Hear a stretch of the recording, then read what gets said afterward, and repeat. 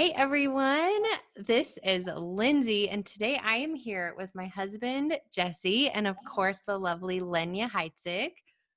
Hello, and I'm so happy to see Jesse with you. I know. Does this feel awkward? Like my husband sitting right here watching me do what I do?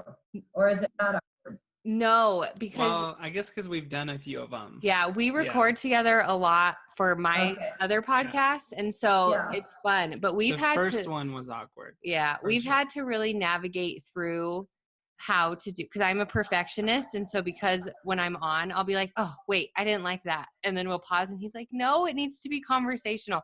So he's helped me to be more free flowing. So today Len is going to be interviewing us, and we'll go back and forth about the gift of serving, and we're really excited to talk about it because we feel like it looks a little bit different in our lives than I guess we've grown in it, and it's shown itself in very different ways over the years. So and we're not talking about serving tennis balls or anything like that. It's a spiritual gift. So we're trying to keep it really, and we have been really covering that in this series, which has been incredible, and having a male-female response to the gifts. And that's been really insightful for me to see how people process and how they express their gifts in different ways. Yeah, so, me too. And Skip and I did that too. Had a chance to talk about teaching, and so it was really good. As we're getting started, I think we should talk about the gift of serving. People, like I said, it's not tennis, and they don't work at a restaurant. They are not waiters or waitresses or wait staff. Not anymore. Serving is sometimes called the gift of helps. And even more specifically, it's called ministering. Gift of ministering. And I loved that definition best because it felt so holy and spiritual. Yeah. It talks about angels are ministers. So I have two angels with me today. But hey, I'm like far from it, Lenya. Gathering you guys up, just wait. But I think that helps the audience. And the idea behind this idea of helps is that when you come along somebody else that is working in the gospel, and it frees them to do what God's called them to do. And so I have been on the field, obviously, with Dave Eubank, who we interviewed, and he runs with this entire tribe of indigenous people, right? And I have seen more and more that it does take a tribe. It takes a village to get something done. Like I think right now, Lindsay, your mom's had a bike accident. A member of your tribe removed, or they're needing care, you guys can't all move forward as quickly as you used to. Right. It hinders you. So when Dave Eubank took me into the jungles of Burma, actually, he probably sent two people who had this gift of ministry, because I would have died otherwise. We were in the jungle. Somebody literally had to walk to the creek and bring water in for everybody. Wow. And again, not capable. I couldn't walk through rice paddies. And when you do walk through rice paddies, they put bamboo like in a grid. So now it's a balance beam in these wet rice paddies, and you're supposed to go to the river, put, bamboo buckets on you, and then do a balance beam walk back to camp. Wow. I would have died. I would have died in the jungle. I would not have had water, and, somebody else is cooking. So the way I like to explain that, it is kind of a tribal thing, that when we see the body of Christ, there's hunters and gatherers, and there's other people that do different things. And so this gift of helps is vital. Yeah. And I think so often we don't realize the whole thing would fall apart. The wheels would come off the bus in churches or ministries around the world were it not for this gift of helps or service or ministry. Amen. So, let's just start with, how did you know this is the gift that you had? And hearing that from each of you, like, when did you discover, how did you discover that you had this gift? I think, really just through confirmation, I guess, from other people, family, friends around us. I don't think it's necessarily something that I would have, pinpointed as my gift, but it just seems like it's something that's kind of come up, in our circles of what people think that, how we're ministering to other people. Mm-hmm. When you come to the table. Yeah. Now, people should know that you come from a ministry family. Your dad's a pastor? Yeah. My dad's, he's a pastor. And so, yeah, I guess the way they've been involved in the church for so long, and it kind of conditions you in a certain way without you really, knowing that it's going to happen that way. I'm in a pastor's house too, right? And so for Skip to do what he does, it requires the rest of us, and you got to observe this up close and personal. Like, dad needs his shirt pressed for Sunday, or needs to be quiet, or, we need this, or dad has to go to the hospital, we're going to need to pray. And you realize how much a pastoral family really does see that, how much a pastor needs to be able to do what he does. So I was kind of wondering, how was that observation growing up? I mean, I think that would be acutely clear to a kid of a pastor.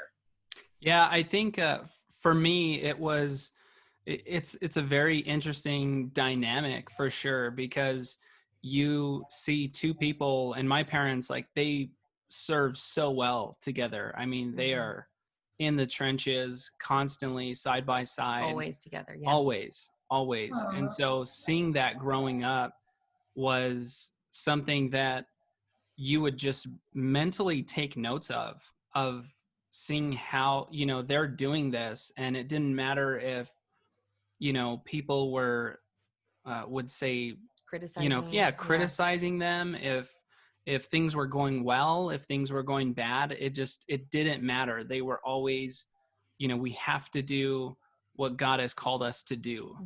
And watching them just constantly serving people was, almost out of this world for a kid, because most of the time as kids, when you want to protect your parents and they get criticized, you're like, forget that. Like, you don't need to do it anymore. Like, let's go do something else. Like, but seeing that they were just so steadfast and, kind of like Paul, like it was just like, they're here to the end of the race, and living that and seeing that, as a kid growing up, it definitely helped me realize, what's important in life and what's important in our mission and what we're called to, and to proceed and follow through with that, no matter what.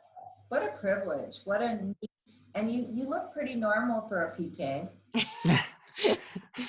He goes through a lot. Looks can be deceiving. Well, and I want to speak on behalf of Jesse a little bit, because it's funny, when I brought this up to him, he was like, me? I don't. But anyone who knows Jesse knows that he has the heart of a humble servant who just does the task in front of him. And I've learned so much from him. I attribute so much of God's growth in me and the growth of this gift in me because of his heart. And I see it in his family as well. But it's something where he sees something, he sees a need and he fills it. He doesn't care what it is. He pushes forward and he does it. And even if it's for something for me where I love to serve women, I love to have them in my home, I love to counsel, I love to just one-on-one coffee time. And his way of serving so often is preparing a way for me to do that, just kind of behind the scenes. And he's releasing you so that you can do some of the things God's called you to do. Yeah, very much so. And supporting and lifting me up and propelling me forward by his service of little things like, cleaning up, if something needs to be clean and I'm with the kids, or he'll serve us coffee while I'm having coffee with a friend. And it's those little acts, I think, that make people feel very seen and very loved by a God who is ever present with us. So I don't know if I have this gift or not. This may be like one of my weakest gifts, But there are times when I have been with a group of people and I can just see what needs to be done or what needs to happen. Like we were on a tour bus in Israel once and this guy sneezed and it was really awful. And nobody else around saw it, but I'm like, the dude needs a tissue. You need a tissue. Somebody get a tissue for that guy. And so that's kind of what I picture you guys are doing. Like you come in to a space and you're like, oh, we should do the dishes, or we need to help unload that truck. Or I think if there's a level of discernment with it, I've never actually thought of that before, but as I do, I think we both, it's funny, like we'll just connect when we see that. Like for example, moving. Nobody likes to move and nobody likes to help people move, but we know what it feels like to move. And so as much as we may not enjoy the process of it, we enjoy showing up. And so as soon as the word is like, hey, these friends are moving, it's like we both kind of have, not to say it in a weird way, but a connection where it's immediately like, okay, how do we help? What can we do? Yeah. Where can we fill the space? So what would you say? I'm the one who wants to bring, oh, sorry. Oh, go ahead. I'm the one that wants to bring pizza. Yeah. I don't want to really be packing anything or putting anything away, but I'll bring you food. You can keep doing what you're doing. That's helpful. That's why I'm not sure I really have the gift. Hey, they have to eat. They have to eat. Yeah. So what would you say? How would you say that we maybe see that in our lives, or like, what's that draw? For serving with us, so Lindsey, as you know, she's busy. She's a busy little bee. And I think the way I've seen serving between us and in our lives is a lot of times I get busy with work, and I can't always, be the boots on the ground. I can't always be there. And so I feel like God has kind of put me into a place though, where I can kind of support or catapult, her ministry in areas where she's really good at. And I think we create a really good balance because I can't always, because of the dynamic of my job, like I can't always be connected with everyone around us. And I feel like she helps us stay connected and stay, aware of what's going on. Hey, like on mission. These people, they're hurting, or these people, someone's sick and they need food, or these people, they need support in this way. And she's very good at staying connected with those things and remembering them. For she's me, like the conduit. She's like got the feelers out there. She sees what's happening, but if she brings the info back to you, you're like, okay, we can do this or do whatever. Yeah. So you kind of operate as a team that she's feelers, but you come in with some of the engine. Yeah, I would, that's a perfect way to describe it. I just feel like, she's, when she's doing that, and then she'll come to me and just be like, hey babe, this is going on with this person, or do you think we can do this?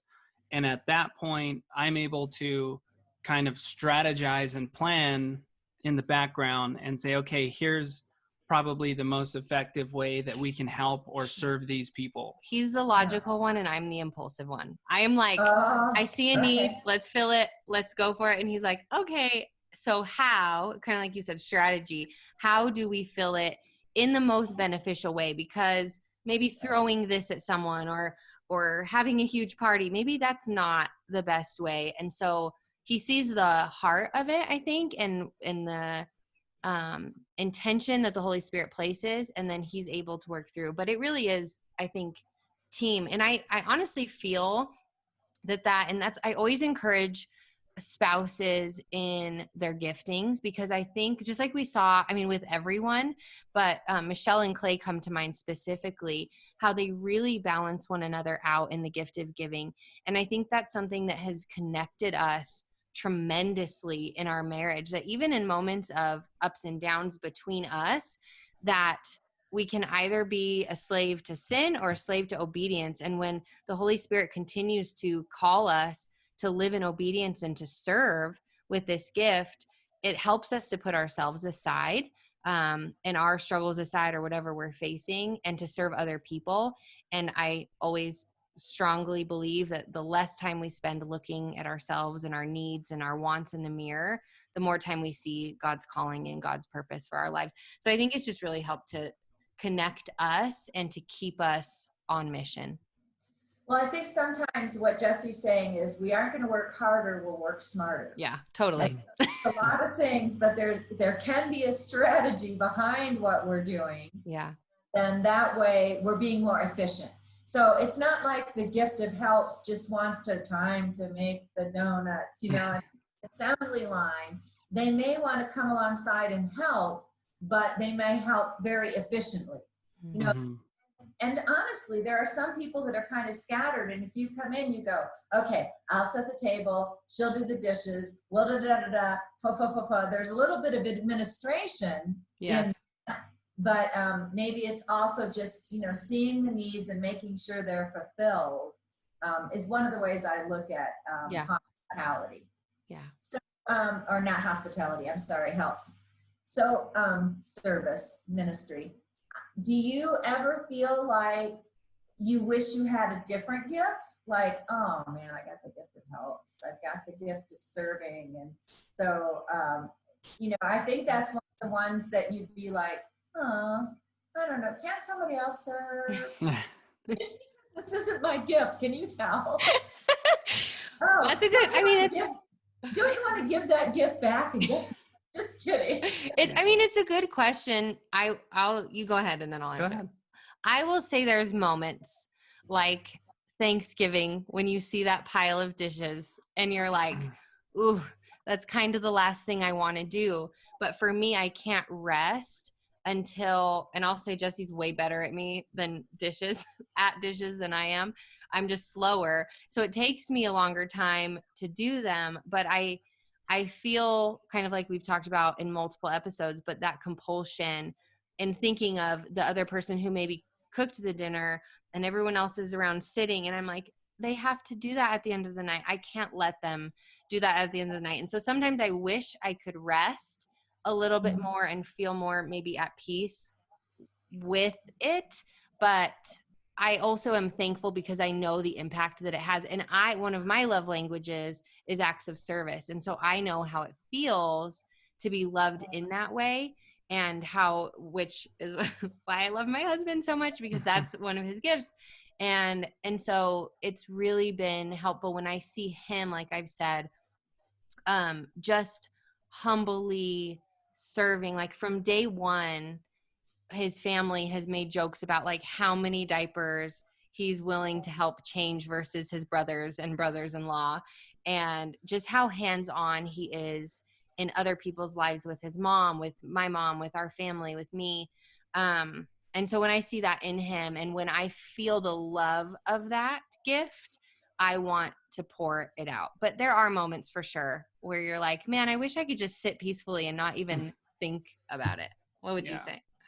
Yeah, no, I think it's good in general to, to be those people for others, you know, and I just think that, you know, it's something that we're not perfect at. And I think that,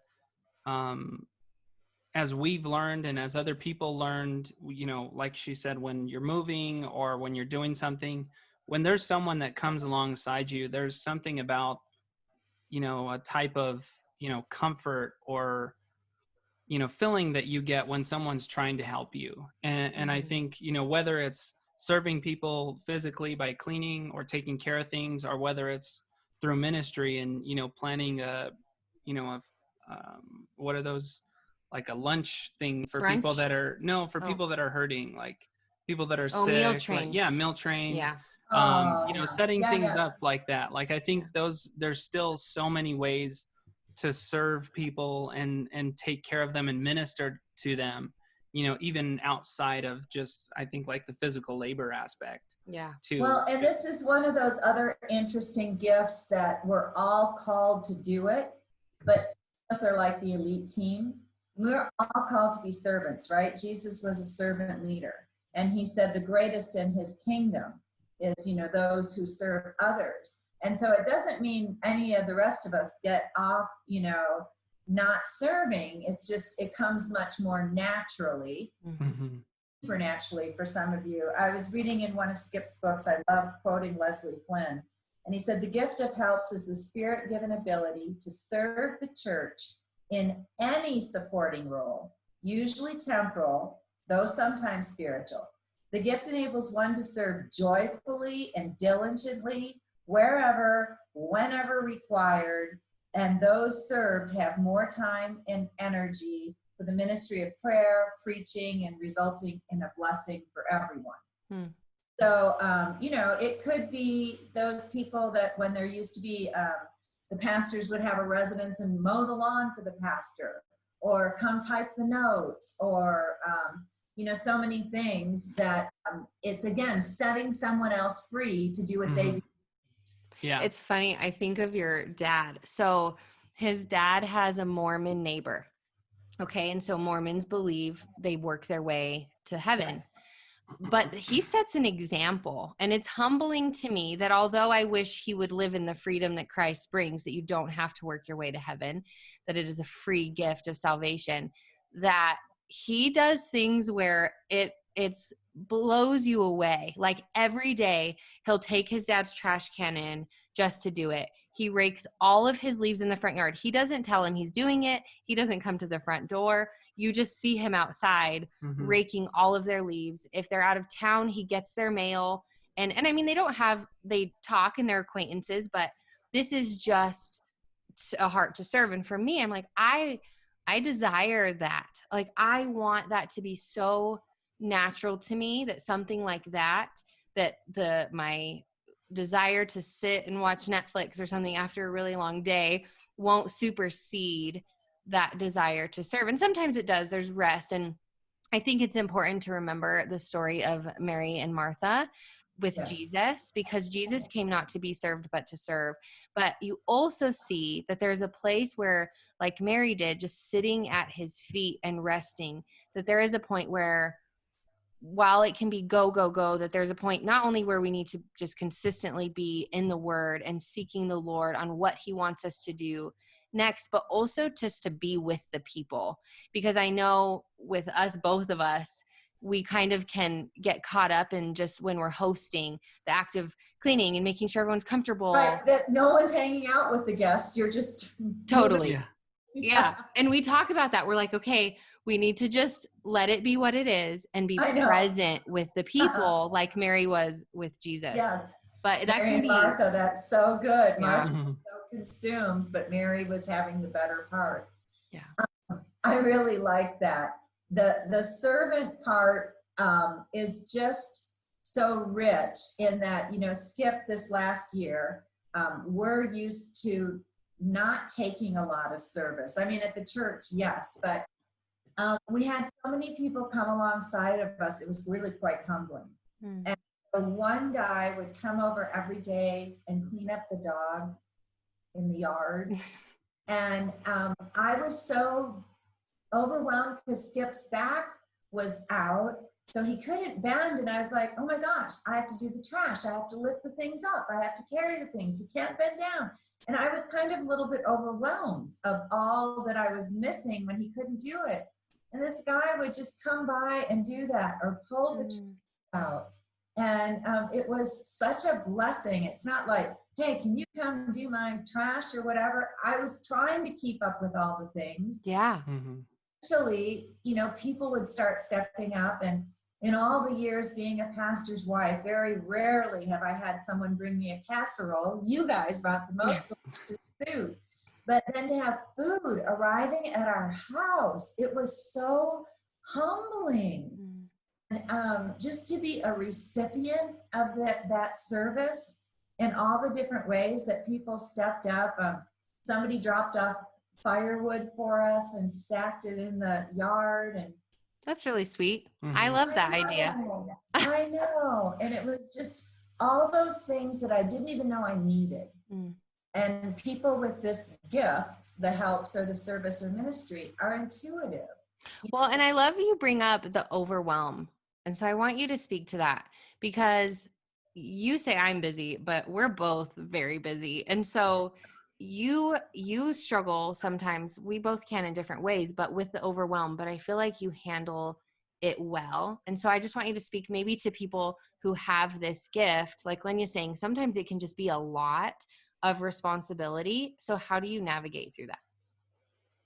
Just, I don't know. So like, I just think, I truly feel what we were talking about earlier is, she's so good with people and with reaching people in conversations and, making sure people are loved and taken care of. And that's not my first, strength. Right. And so for me, I just feel that is my support in our relationship with people. And so whenever we do have people over, or, we're setting things up for people, or, anything along those lines, I feel, just drawn to, that's the only way I could say it is there's something that just draws me to, okay, let's let her entertain.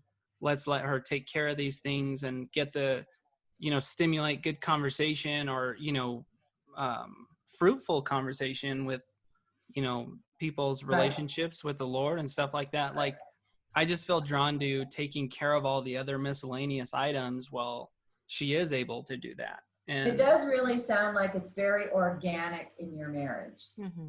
It just really does function. And I mean, clearly this isn't your sole gifting. Lindsey, it sounds like you probably have the gift of exhortation or discernment. And so when people are there, you really are ministering in another way.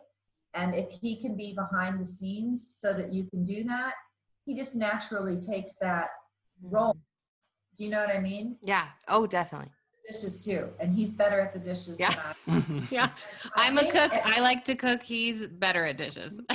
Same. I do the cooking, but then after dinner, when the conversation's really happening and there might be that, he's like, no, let me just kind of be behind the scenes. And he might chime in, but he's, behind the scenes kind of, making that possible. Yeah. I think that's the extroversion introversion is, would you say Skip's a little bit more introverted than you?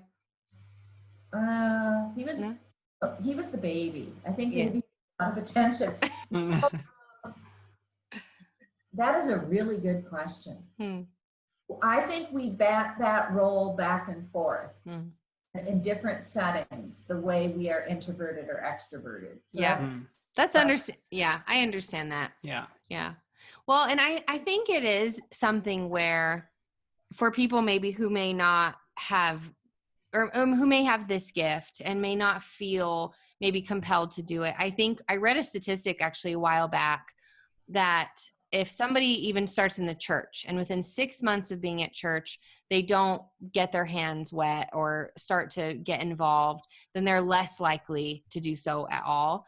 And I think it's something where, like at his dad's church, we would do the coffee bar when we went there, and it was like a behind the scenes but fun and engaged, and you could still kind of communicate with people, and we really enjoyed that time. And we led community groups. We had people in our home often, and it wasn't easy. Like, it isn't an easy thing. And so I think that would be my encouragement, is just because it isn't easy doesn't mean it isn't fruitful. And so good. That is underline that with a yellow marker. Yeah, because we idolize our comfort so much. And that's such an easy thing, especially when you're allowing people into your home and you're opening your doors, because that's something, hospitality is something that I love. And I think it comes alongside serving a lot of the time. But especially when we were leading small groups, there are moments where you're like, my kids have been crazy today. I don't want people in my home. I haven't had a chance to clean. The list goes on. And then there's moments where you're like, I know I'm relied upon to serve at the coffee shop, and I just don't want to go this morning. I would rather lay in bed and drink my own coffee. But once you do it, once you live out that act, once you think of others before yourself, and it's not easy, like it's a struggle for both of us, but there's always a joy in your heart and a peace. It's life-giving when you're doing it. Yeah. You know that you're responding in obedience to what the Lord has called you to. And again, you take your eyes off of yourself. And so I think just because it isn't an easy or comfortable or convenient thing. Sometimes the best things come from being inconvenienced because we are Every dying to gift ourselves. takes sacrifice, right? Mm-hmm. And I think that that's what we've kind of highlighted with each person. Even though it's a gift and there's a compunction and God has enabled you, he's supernaturally enabled you, doesn't mean there's not a sacrifice. Mm-hmm. It doesn't mean that it doesn't require work or it doesn't require obedience on your part. Look, Skip is a fabulous teacher and one of the best. But my husband studies 40 to 60 hours a week. It's not like he falls off a log on Sunday morning and comes in there and goes, and now teaching, I give it to you. Is practicing and preparing and doing to make sure that gift is glorifying and being used for the Lord. And missionaries, I mean, think of all they give up and they have to do and learn the culture, learn the language, whatever it is. It's still a sacrifice. It's still, even though that's a gifting and a calling. And so it would be the same thing with the gift of help or service. Yes, you're inclined and God has empowered you to do it, but it still takes obedience and sacrifice. Yeah. Yeah. Yeah. And I think when we come to a place, and you can speak on this a little bit, when we come to a place where we become more self-consumed, because I guess I just feel like that's the opposite. Like you're either served or you're serving.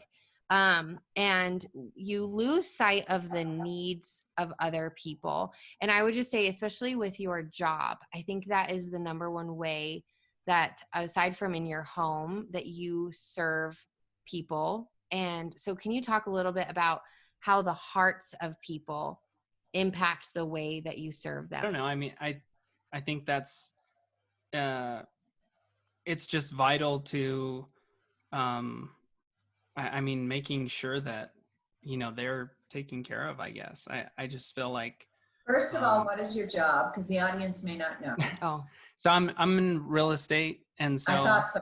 Yeah.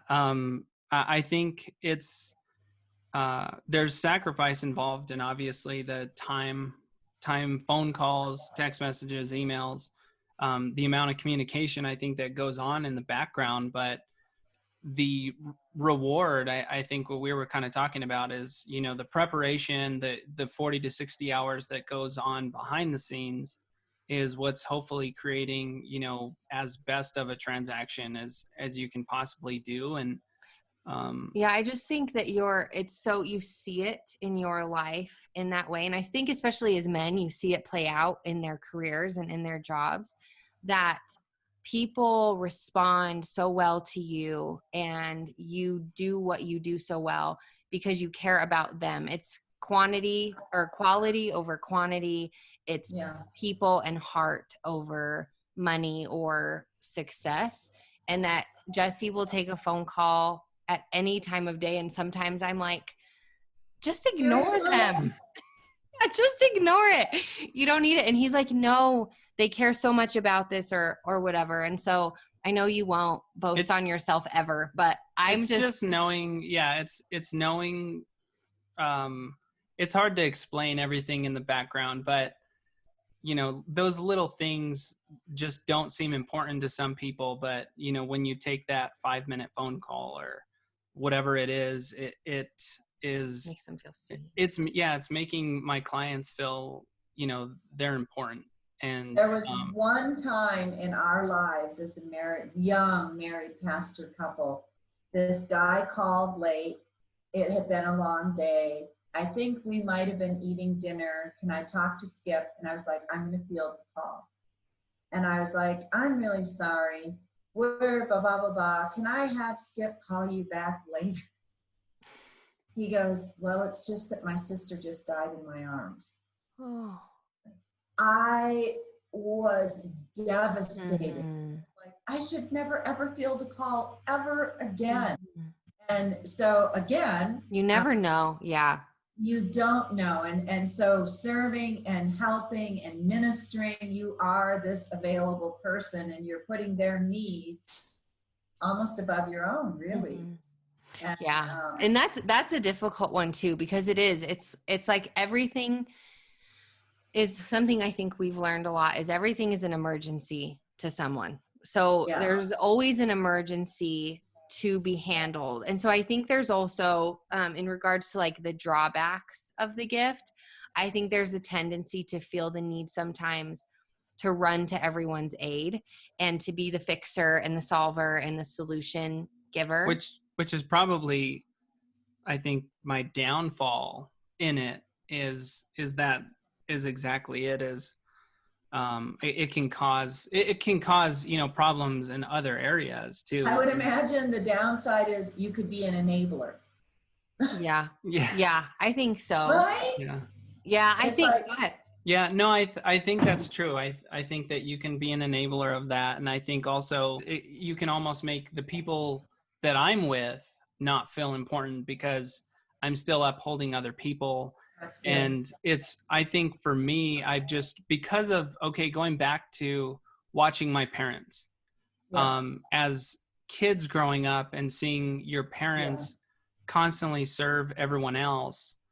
And, I mean, I don't know. If I'm being brutally honest, I think there's times as a kid where you're like, well, how come you guys aren't here? Like, you want, what about me? What yeah, about yeah, me?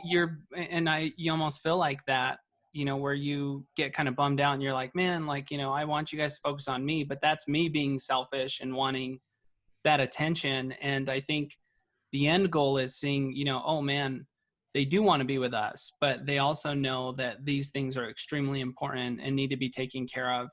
And those, like you said, the people that call and have devastating things going on, they are being God's hand during that time. And I think a lot of times the way I see it between us is, when I am taking those calls or that extra time, is I feel like I'm relieving, a burden that is on someone else. I'm relieving stress or anxiety or something that they are dealing with. And it's hard to balance though. I think that everything's a balancing act. And I think that you kind of learn as you go, and I think praying through the people, because it's like, this is a big deal and this is important, but is this kind of like something I loved that Skylar said on the Gift of Mercy interview was, you can't carry it all. It's not your responsibility. Right. You can take it on, you can pray, and then you lift it back up to the Lord. And I think that's what we're learning is when you have the gift of service, I think people tend to rely upon you a lot. And take you for granted, really. Yeah, I think so. And I try not to view it in that way because I know how embittered I could become because I've had those moments. And I think that we sometimes will see, like, I'll go to him. I'm like, hey, I just need to tell you, this person came to me about this. This came to me about this. They came to me about this. I feel so overwhelmed. And we thankfully can kind of bounce that off of one another and then just say, we need to pray. We can handle this hands-on actively. And then this, we just give back to the Lord, tell them we love them. And so not taking the weight on our shoulders, which is a learning process for sure for us. And not allowing that to dictate our world either, because we have a family, we have our own emergencies in our lives. We have 2 little boys that are going through total different growth stages, and we have to give ourselves to that. And so I think with that, just acknowledging what our needs are as a family, but striving to not live in a self-centered way and to love others while not allowing it to overtake us. Does that make sense? Yes, I think you're right. It's all that balance thing. And Jesse, just to legitimize you, because we raised a pastor's kid, right?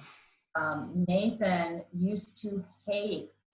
He wanted daddy days, but then he resented daddy days. So there could be a daddy day to go to Target and everybody would see the pastor out and take him away from Nate. And Nate would just go, I don't like going to the store with you. I do this with you. Because, first of all, it's not that Skip didn't want to pay full attention to Nathan, but it would be rude. And then people would think our pastor's a jerk.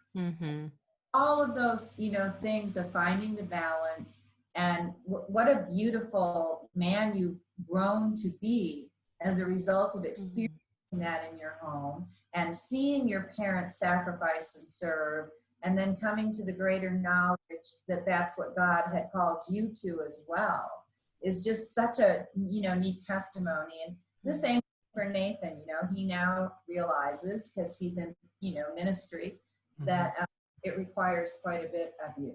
So, I see him squirming because he doesn't handle compliments.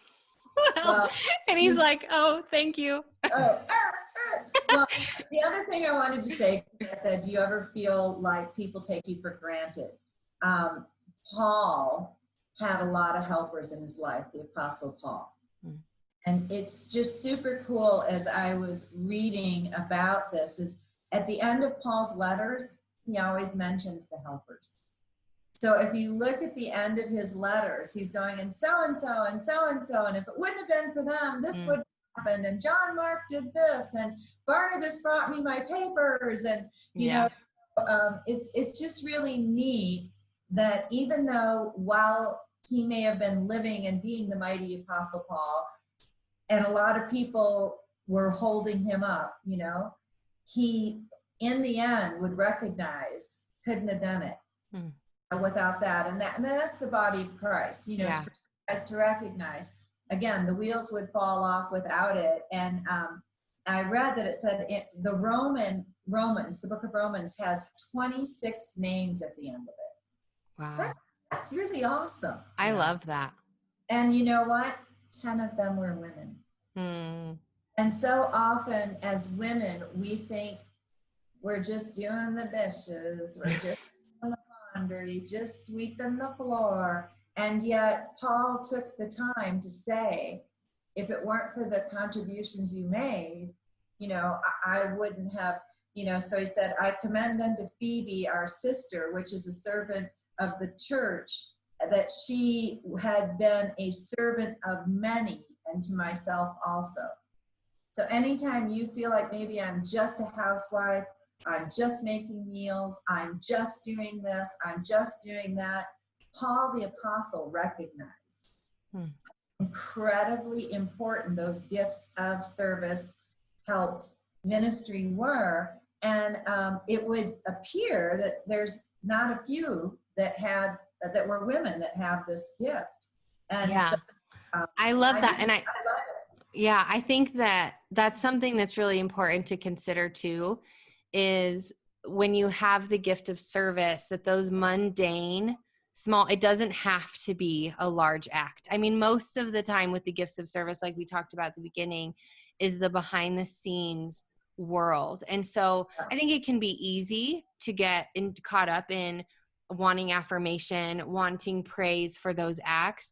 But the more that the Lord, I believe, trains us up in it, the more he gives us that joy and the reminder the reward is in heaven.